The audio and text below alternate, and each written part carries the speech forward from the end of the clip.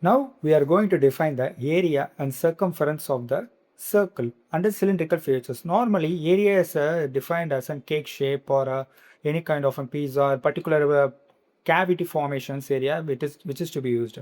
Circumference, it is easy to define the sticker creations or a decal formations, means we can prefer a circumference.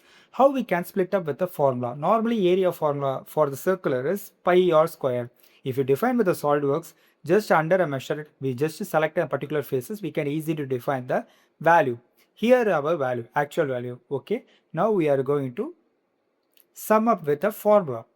First, pi r square is the actual value. The outer edge is nothing but the length of the circle, must be the circumference. Circumference has a different formula, 2 pi r.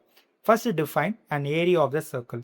Pi r square, 50 mm into square into 3.14. Overall 7850. Exactly we get the values of this area of the circular area. Next, under the edges, just to define by selecting of the circular edges and measure it, this is the exactly defined 314 mm. If you just pick this particular edges, it is easy to define that. Now, relate to the formula 2 pi r, we can just define what is the output. 314 is the actual output.